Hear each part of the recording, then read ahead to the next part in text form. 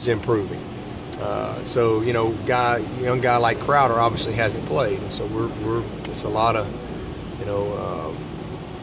just throwing him into the fire out there. But he's responding well. So we got a bunch of guys that I know will be ready. But we just want to challenge them and see if we can get them to play at a little bit higher level than they did last year. And that's the plan. Format for Saturday, like last year, was that? Yes, yeah, it's same format that we've had the last couple of years. Will Deshaun's injury change anything for him in the competition, and how does it maybe help Cole and Chad in terms of Saturday, giving them more of an opportunity? Well, it's definitely a benefit to Cole and Chad as far as they're going to get more snaps than what they would have gotten, because obviously we would have been splitting those reps three ways and probably would have rolled Deshaun. That's probably what we would have done. He'd have gotten probably work on both sides. But so that's a benefit to them, and that's part of competition. It's all part of it. But his injury, I mean, he's going to be out about 2.5, 3 weeks, and he's not going. The next 2 weeks are what we call discretionary time. So there's not much going on. They've got finals, and then they go home for a week, and then they come back May 15th, and he'll be rocking and rolling. He's not going to miss anything. So it's not like he's out of the competition or something. He'll pick right back up where he was and go through summer skills and drills, and we'll come back this fall, and this thing's far from over. It's going to continue to be competitive. Again, as I said the other day, there's a lot of things that have to be done all throughout the summer because everything counts. And I'm looking forward to sitting down and meeting with all those guys and saying, hey, here's where we see you right now. Here's where you are, and here's what you got to do this summer, and then let's let it go. And we'll do the same thing in the fall. We'll have to go live, at least 2 scrimmages, and then we'll probably take a couple of practices and pick out 2 or 3 periods, 5-minute periods where we'll let them go live. I think that's important. I mean, there's no way we're going to go into Athens and it'd be the first time these guys have been hit. We just not with what we do. It's crazy. You look at the NFL, who's the elite of the elite. They make their quarterbacks live 3 or 4 times in preseason games, but we don't get preseason games. So we have to. All we have is practice. So we have to create that. And if I had a true starter like a Taj Boyd's been around here, we knew what we had in him, and we didn't need that evaluation.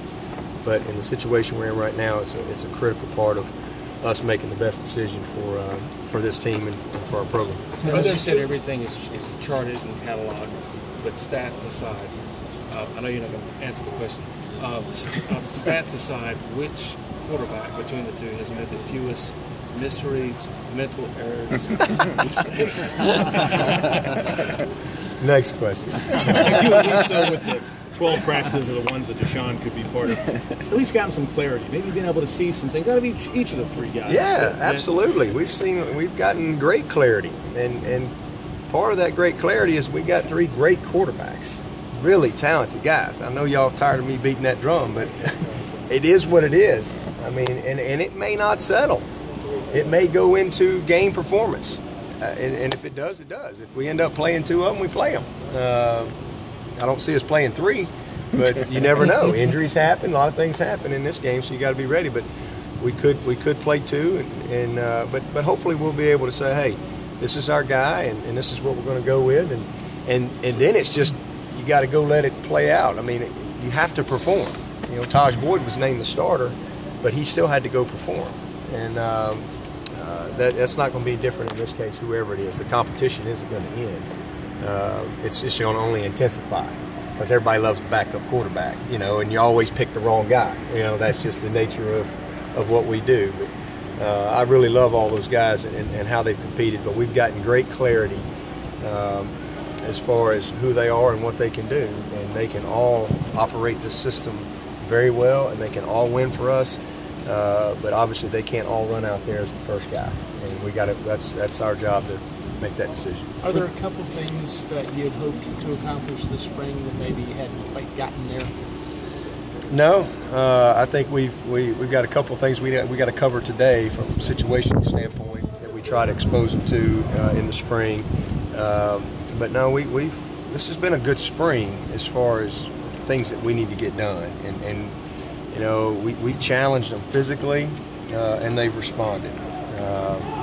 And I think from a toughness standpoint, a chemistry standpoint, we've made good strides. We're not where we need to be. I mean, still the leadership of our team has got to continue to emerge and develop. I think that we've seen some of that, but boy, we're going to have to really turn that corner in this summertime, and that's usually what happens in the summer.